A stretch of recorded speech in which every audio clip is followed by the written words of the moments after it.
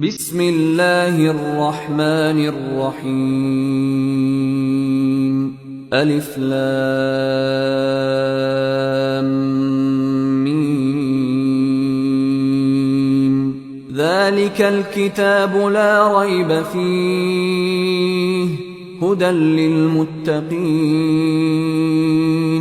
الذين يؤمنون بالغيب ويقيمون الصلاة ومما رزقناهم ينفقون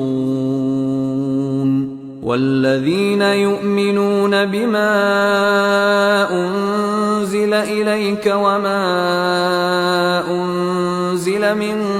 قبلك وبالآخرة هم يوقنون أولئك على هدى من ربهم وأولئك هم المفلحون إن الذين كفروا سواء عليهم أأنذرتهم أم لم تنذرهم لا يؤمنون ختم الله على قلوبهم وعلى سمعهم وعلى أبصارهم غشاوة ولهم عذاب عظيم ومن الناس من يقول آمنا بالله وباليوم الآخر وما هم بمؤمنين يخادعون الله والذين آمنوا وما يخدعون إلا أنفسهم وما يشعرون في قلوبهم مرض فزادهم الله مرضا ولهم عذاب أليم بما كانوا يكذبون وإذا قيل لهم لا تفسدوا في الأرض قالوا إنما نحن مصلحون ألا إنهم هم المفسدون ولكن لا يشعرون وإذا قيل لهم آمنوا كما آمن الناس قالوا أنؤمن كما آمن السفهاء ألا إنهم هم السفهاء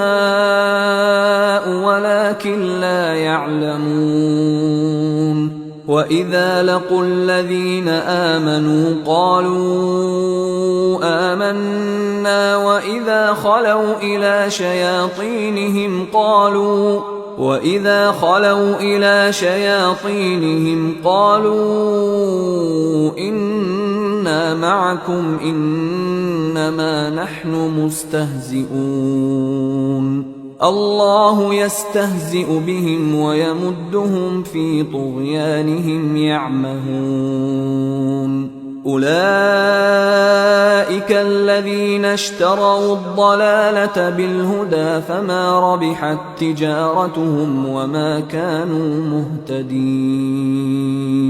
مثلهم كمثل الذي استوقد نارا فلما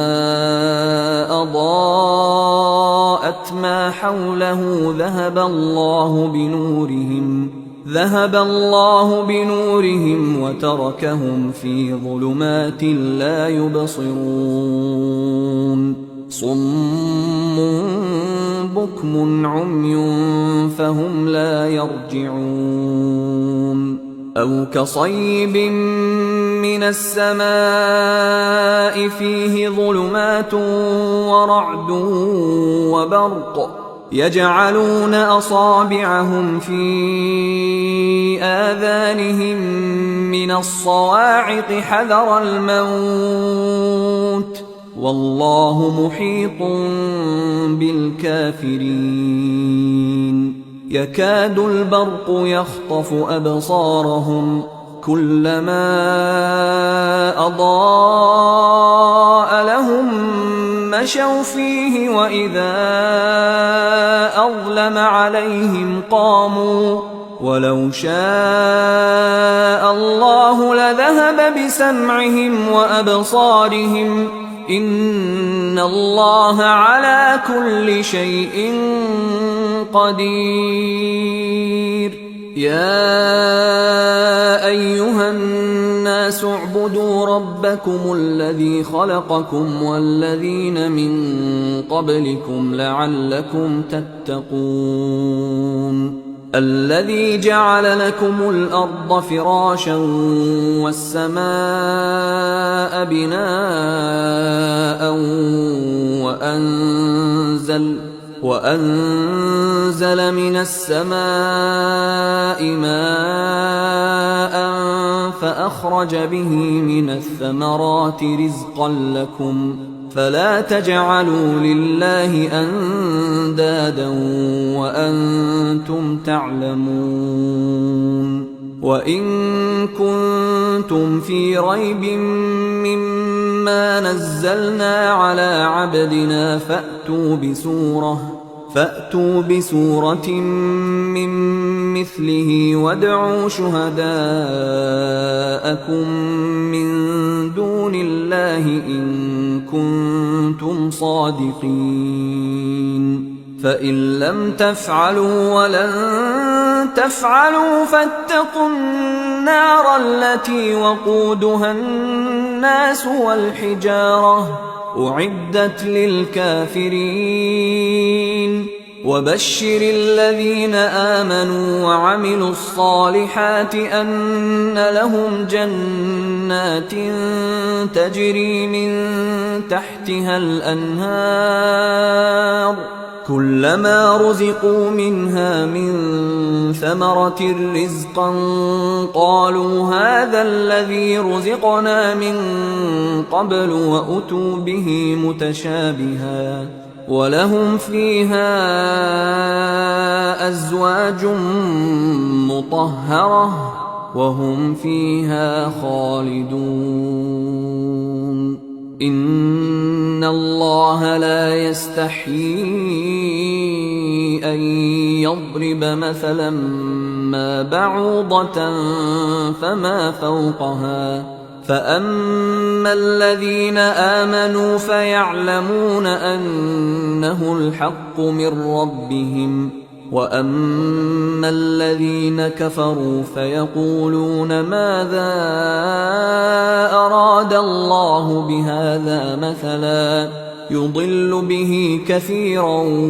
ويهدي به كثيرا وما يضل به إلا الفاسقين الذين ينقضون عهد الله من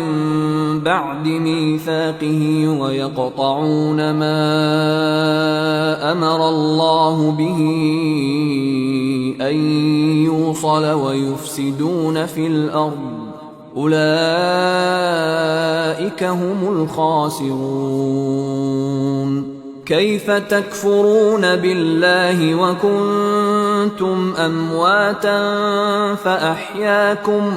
ثم يميتكم ثم يحييكم ثم إليه ترجعون. هو الذي خلق لكم ما في الأرض جميعا ثم استوى إلى السماء فسواهن 7 سماوات وهو بكل شيء عليم. وإذ قال ربك للملائكة إني جاعل في الأرض خليفة قالوا أتجعل فيها من يفسد فيها ويسفك الدماء ونحن نسبح بحمدك ونقدس لك قال إني أعلم ما لا تعلمون. وعلم آدم الأسماء كلها ثم عرضهم على الملائكة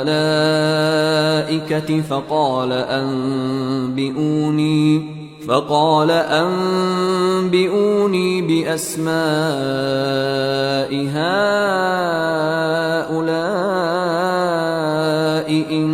كنتم صادقين. قالوا سبحانك لا علم لنا إلا ما علمتنا إنك أنت العليم الحكيم. قال يا آدم أنبئهم بأسمائهم. فلما أنبأهم بأسمائهم قال ألم أقل لكم إني أعلم غيب السماوات والأرض وأعلم ما تبدون وما كنتم تكتمون. وإذ قلنا للملائكة اسجدوا لآدم فسجدوا إلا إبليس أبى واستكبر وكان من الكافرين. وقلنا يا آدم اسكن أنت وزوجك الجنة وكلا منها رغدا حيث شئتما ولا تقربا هذه الشجرة فتكونا من الظالمين. فأزلهما الشيطان عنها فأخرجهما مما كانا فيه وقلنا اهبطوا بعضكم لبعض عدو ولكم في الأرض مستقر ومتاع إلى حين. فتلقى آدم من ربه كلمات فتاب عليه إنه هو التواب الرحيم. قلنا اهبطوا منها جميعا فإما يأتينكم مني هدى فمن تبع هداي فلا خوف عليهم ولا هم يحزنون. والذين كفروا وكذبوا بآياتنا أولئك أصحاب النار هم فيها خالدون. يا بني إسرائيل اذكروا نعمتي التي أنعمت عليكم وأوفوا بعهدي أوف بعهدكم وإياي فارهبون. وآمنوا بما أنزلت مصدقا لما معكم ولا تكونوا أول كافر به ولا تشتروا بآياتي ثمنا قليلا وإياي فاتقون. ولا تلبسوا الحق بالباطل وتكتموا الحق وأنتم تعلمون. وأقيموا الصلاة وآتوا الزكاة واركعوا مع الراكعين. أتأمرون الناس بالبر وتنسون أنفسكم وأنتم تتلون الكتاب أفلا تعقلون. واستعينوا بالصبر والصلاة وإنها لكبيرة إلا على الخاشعين الذين يظنون أنهم ملاقو ربهم وأنهم إليه راجعون. يا بني إسرائيل اذكروا نعمتي التي أنعمت عليكم وأني فضلتكم على العالمين واتقوا يوما لا تجزي نفس عن نفس شيئا ولا يقبل منها شفاعة ولا يؤخذ منها عدل ولا هم ينصرون. وإذ نجيناكم من آل فرعون يسومونكم سوء العذاب يذبحون أبناءكم ويستحيون نساءكم وفي ذلكم بلاء من ربكم عظيم. وإذ فرقنا بكم البحر فأنجيناكم وأغرقنا آل فرعون وأنتم تنظرون. وإذ واعدنا موسى 40 ليلة ثم اتخذتم العجل من بعده وأنتم ظالمون ثم عفونا عنكم من بعد ذلك لعلكم تشكرون. وإذ آتينا موسى الكتاب والفرقان لعلكم تهتدون. وإذ قال موسى لقومه يا قوم إنكم ظلمتم أنفسكم باتخاذكم العجل فتوبوا إلى بارئكم فاقتلوا أنفسكم ذلكم خير لكم عند بارئكم فتاب عليكم إنه هو التواب الرحيم. وإذ قلتم يا موسى لن نؤمن لك حتى نرى الله جهرة فأخذتكم الصاعقة وأنتم تنظرون. ثم بعثناكم من بعد موتكم لعلكم تشكرون. وظللنا عليكم الغمام وأنزلنا عليكم المن والسلوى كلوا من طيبات ما رزقناكم وما ظلمونا ولكن كانوا أنفسهم يظلمون. وإذ قلنا ادخلوا هذه القرية فكلوا منها حيث شئتم رغدا وادخلوا الباب سجدا وقولوا حطة نغفر لكم خطاياكم وسنزيد المحسنين.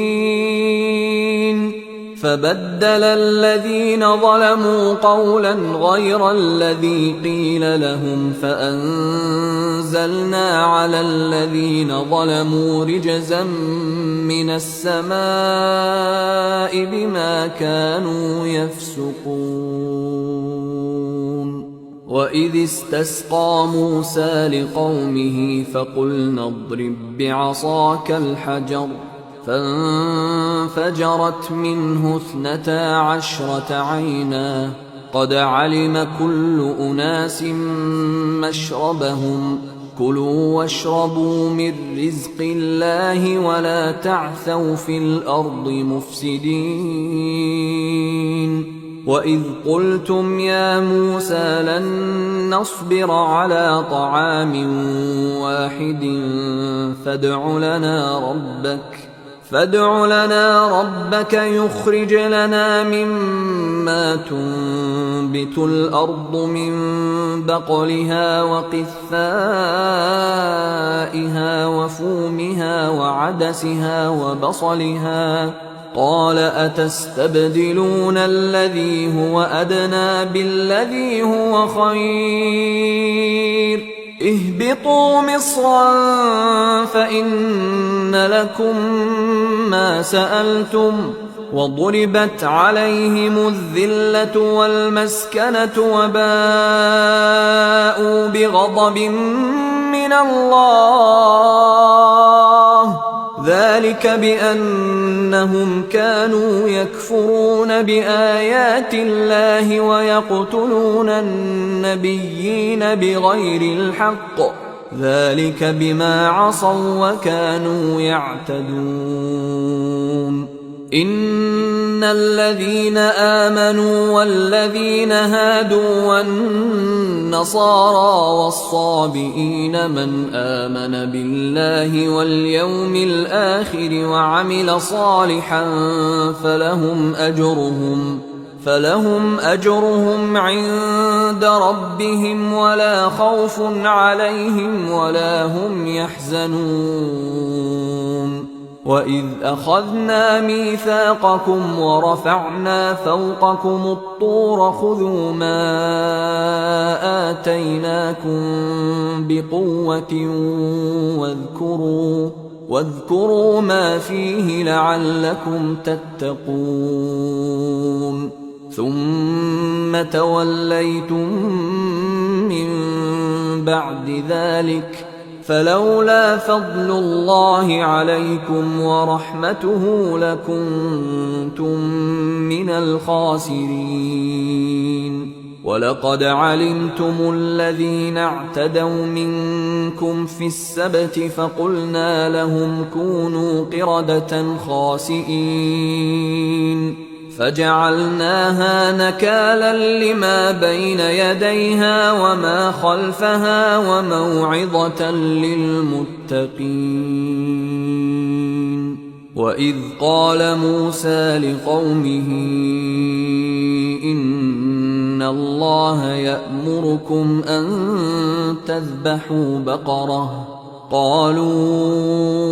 أتتخذنا هزوا قال أعوذ بالله أن أكون من الجاهلين قالوا ادع لنا ربك يبين لنا ما هي قال إنه يقول إنها بقرة لا فارض ولا بكر عوان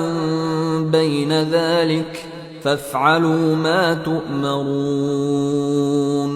قالوا ادع لنا ربك يبين لنا ما لونها قال إنه يقول إنها بقرة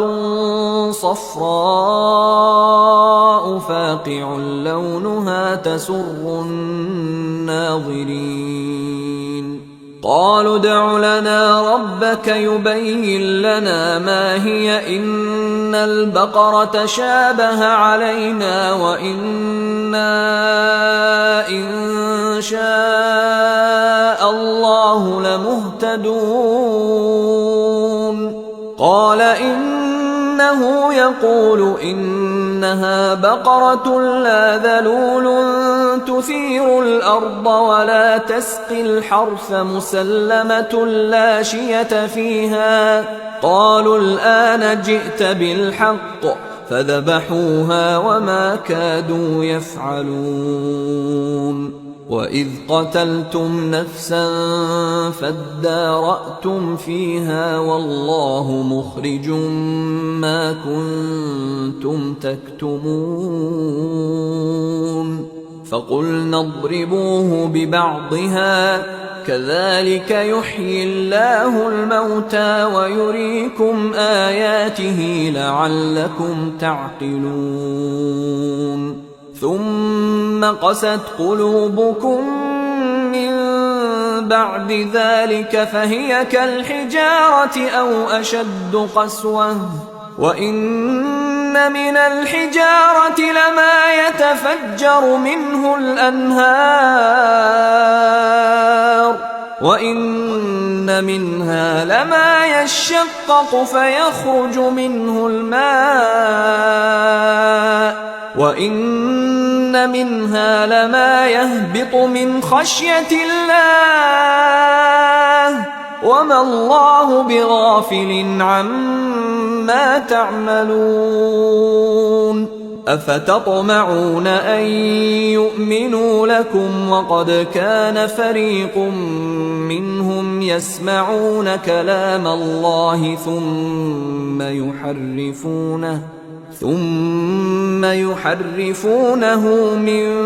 بعد ما عقلوه وهم يعلمون وإذا لقوا الذين آمنوا قالوا آمنا وإذا خلا بعضهم إلى بعض قالوا أتحدثونهم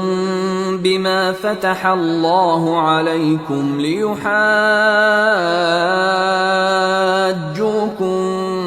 به عند ربكم أفلا تعقلون أولا يعلمون أن الله يعلم ما يسرون وما يعلنون ومنهم أميون لا يعلمون الكتاب إلا أماني وإن هم إلا يظنون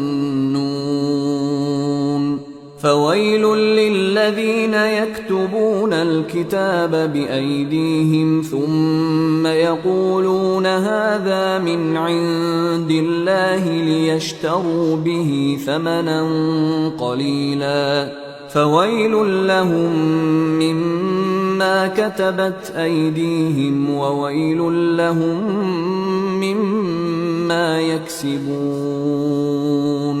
وقالوا لن تمسنا النار إلا أياما معدودة قل أتخذتم عند الله عهدا فلن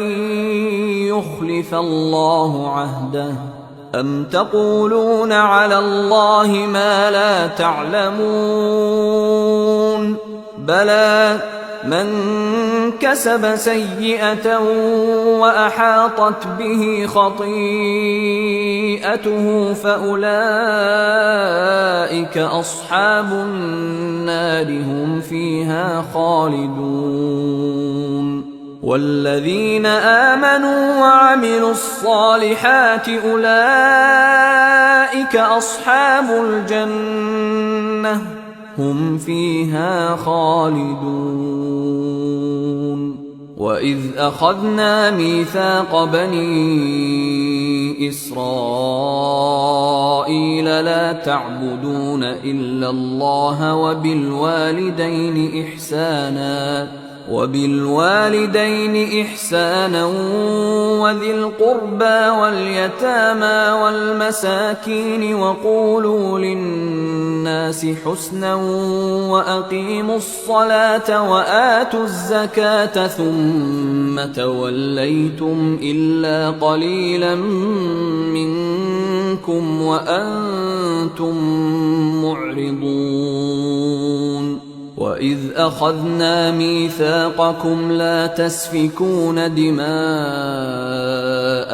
ولا تخرجون أنفسكم من دياركم ثم أقررتم وأنتم تشهدون ثم أنتم هؤلاء تقتلون أنفسكم وتخرجون فريقا منكم من ديارهم تظاهرون عليهم بالإثم والعدوان وإن يأتوكم أسارى تفادوهم وهو محرم عليكم إخراجهم أفتؤمنون ببعض الكتاب وتكفرون ببعض فما جزاء من يفعل ذلك منكم إلا خزي في الحياة الدنيا ويوم القيامة يردون إلى أشد العذاب وما الله بغافل عما تعملون أولئك الذين اشتروا الحياة الدنيا بالآخرة فلا يخفف عنهم العذاب ولا هم ينصرون ولقد آتينا موسى الكتاب وقفينا من بعده بالرسل وآتينا عيسى ابن مريم البينات وأيدناه بروح القدس أفكلما جاءكم رسول بما لا تهوى أنفسكم استكبرتم ففريقا كذبتم وفريقا تقتلون وقالوا قلوبنا غلف بل لعنهم الله بكفرهم فقليلا ما يؤمنون ولما جاءهم كتاب من عند الله مصدق لما معهم وكانوا من قبل يستفتحون على الذين كفروا فلما جاءهم ما عرفوا كفروا به فلعنة الله على الكافرين بئس ما اشتروا به أنفسهم أن يكفروا بما أنزل الله بغيا أن ينزل الله من فضله على من يشاء من عباده فباءوا بغضب على غضب وللكافرين عذاب مهين وإذا قيل لهم آمنوا بما أنزل الله قالوا نؤمن بما أنزل علينا ويكفرون بما وراءه وهو الحق مصدقا لما معهم قل فلم تقتلون أنبياء الله من قبل إن كنتم مؤمنين ولقد جاءكم موسى بالبينات ثم اتخذتم العجل من بعده وأنتم ظالمون وإذ أخذنا ميثاقكم ورفعنا فوقكم الطور خذوا ما آتيناكم بقوة واسمعوا قالوا سمعنا وعصينا وأشربوا في قلوبهم العجل بكفرهم قل بئس ما يأمركم به إيمانكم إن كنتم مؤمنين قل إن كانت لكم الدار الآخرة عند الله خالصة من دون الناس فتمنوا الموت إن كنتم صادقين ولن يتمنوه أبدا بما قدمت أيديهم والله عليم بالظالمين ولتجدنهم أحرص الناس على حياة ومن الذين أشركوا يود أحدهم لو يعمر 1000 سنة وما هو بمزحزحه من العذاب أن يعمر والله بصير بما يعملون قل من كان عدوا لجبريل فإنه نزله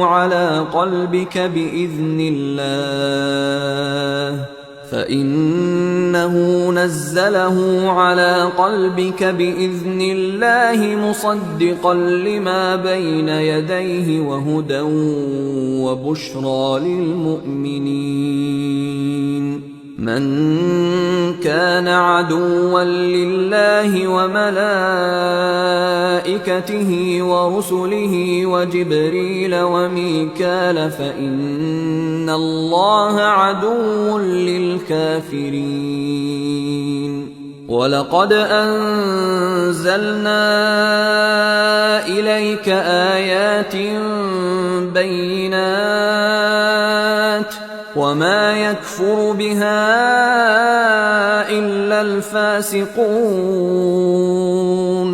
أوكلما عاهدوا عهدا نبذه فريق منهم بل أكثرهم لا يؤمنون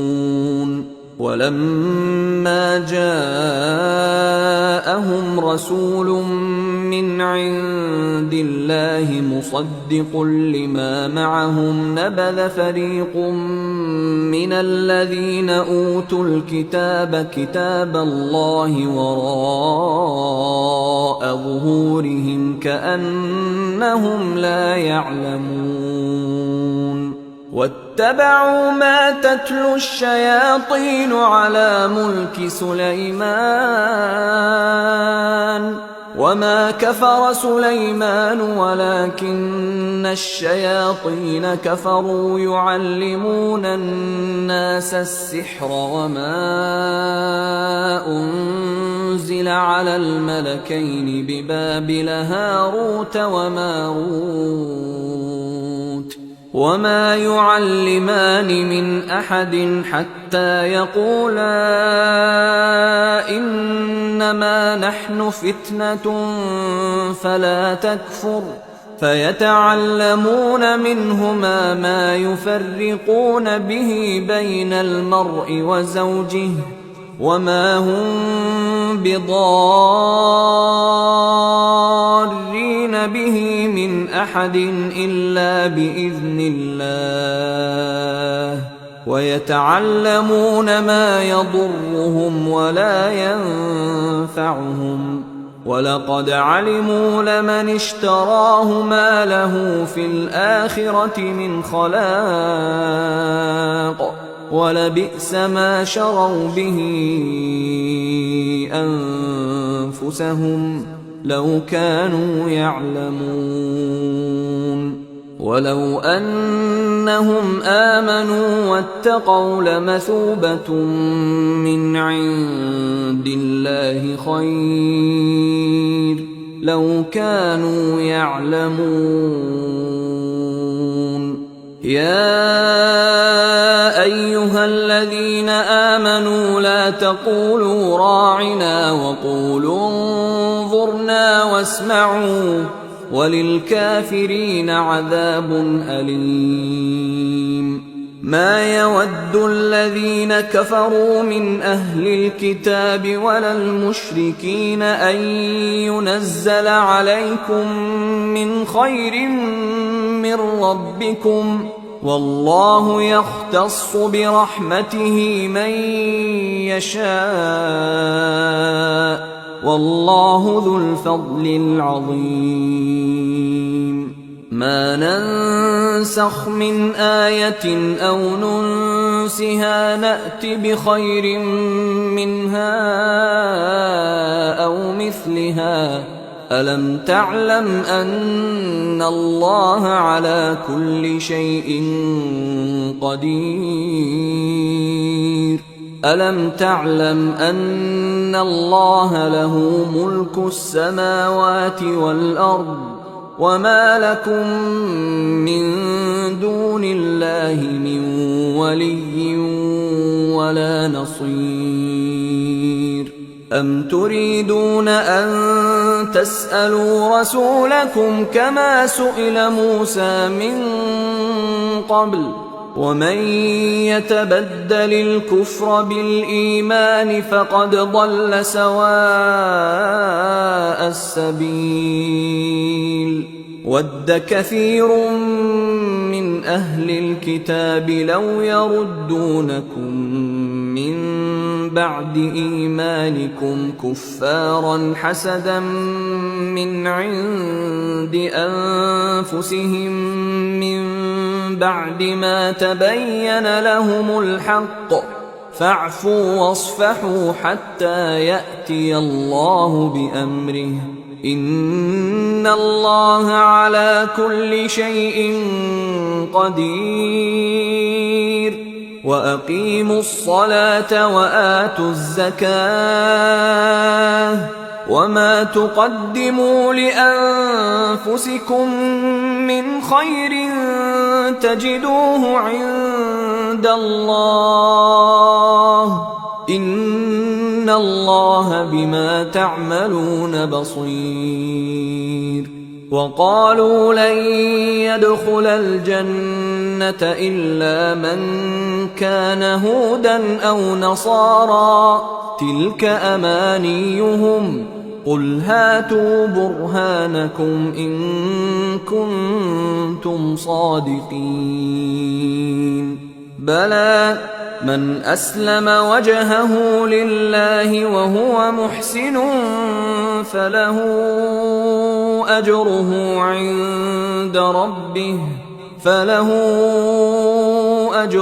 عند ربه ولا خوف عليهم ولا هم يحزنون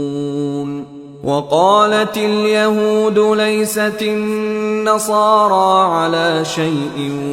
وقالت النصارى ليست اليهود على شيء وهم يتلون الكتاب كذلك قال الذين لا يعلمون مثل قولهم فالله يحكم بينهم يوم القيامة فيما كانوا فيه يختلفون ومن أظلم ممن منع مساجد الله أن يذكر فيها اسمه وسعى في خرابها أولئك ما كان لهم أن يدخلوها إلا خائفين لهم في الدنيا خزي ولهم في الآخرة عذاب عظيم ولله المشرق والمغرب فأينما تولوا فثم وجه الله إن الله واسع عليم وقالوا اتخذ الله ولدا سبحانه بل له ما في السماوات والأرض كل له قانتون بديع السماوات والأرض وإذا قضى أمرا فإنما يقول له كن فيكون وقال الذين لا يعلمون لولا يكلمنا الله أو تأتينا آية كذلك قال الذين من قبلهم مثل قولهم تشابهت قلوبهم قد بينا الآيات لقوم يوقنون إنا أرسلناك بالحق بشيرا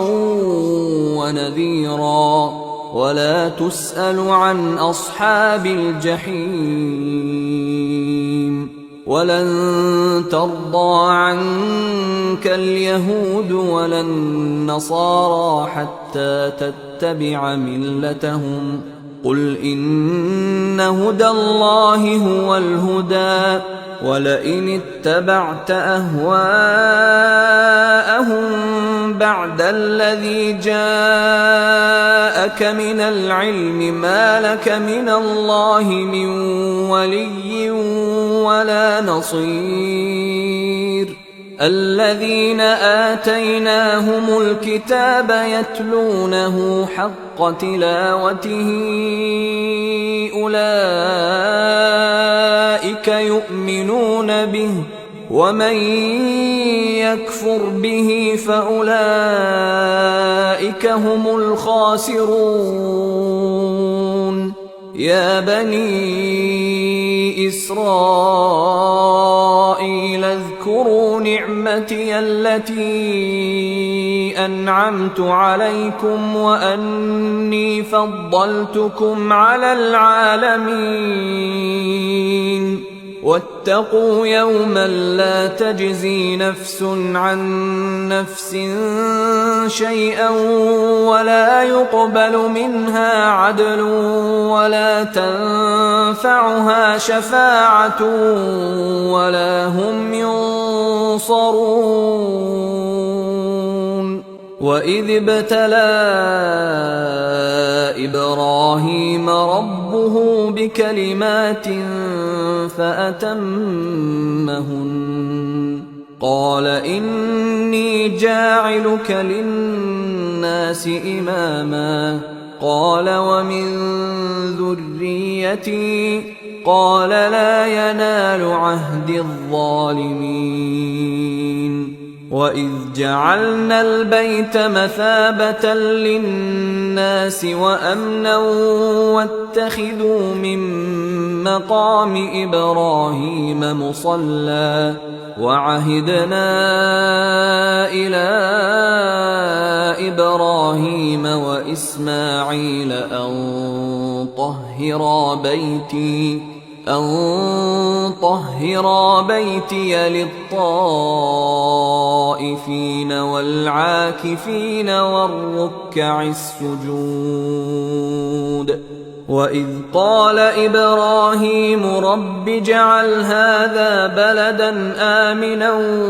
وارزق أهله من الثمرات من آمن منهم بالله واليوم الآخر قال ومن كفر فأمتعه قليلا ثم أضطره إلى عذاب النار وبئس المصير وإذ يرفع إبراهيم القواعد من البيت وإسماعيل ربنا تقبل منا إنك أنت السميع العليم ربنا وجعلنا مسلمين لك ومن ذريتنا أمة مسلمة لك وأرنا مناسكنا وتب علينا إنك أنت التواب الرحيم ربنا وابعث فيهم رسولا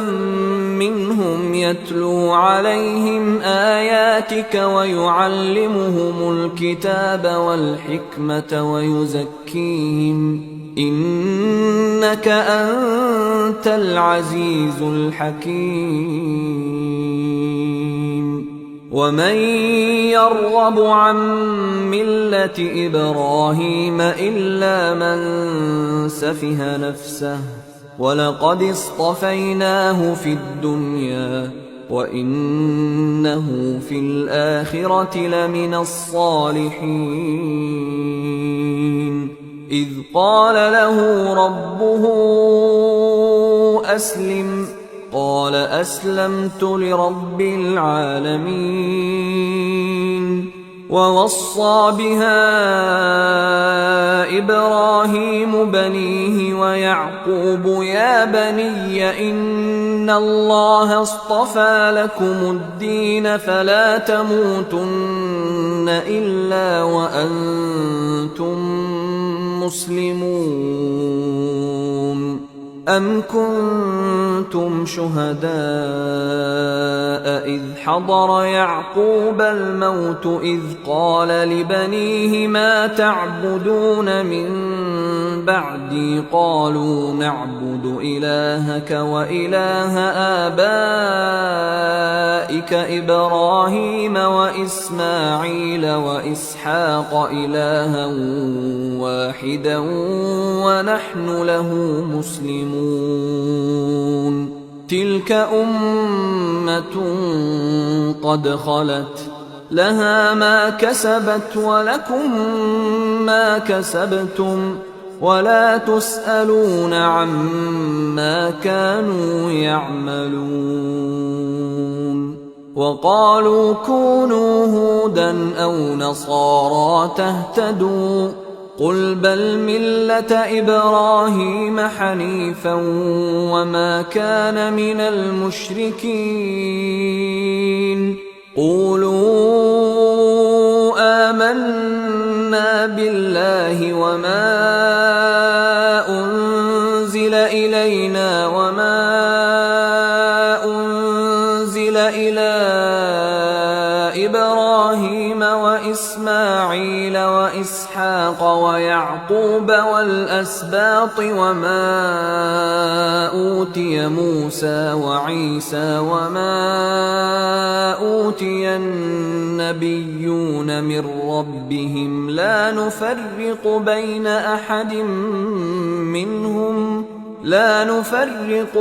أحد منهم ونحن له مسلمون فإن آمنوا بمثل ما آمنتم به فقد اهتدوا وإن تولوا فإنما هم في شقاق فسيكفيكهم الله وهو السميع العليم صبغة الله ومن أحسن من الله صبغة ونحن له عابدون قل أتحاجوننا في الله وهو ربنا وربكم ولنا أعمالنا ولكم أعمالكم ونحن له مخلصون أم تقولون إن إبراهيم وإسماعيل وإسحاق ويعقوب والأسباط كانوا هودا أو نصارى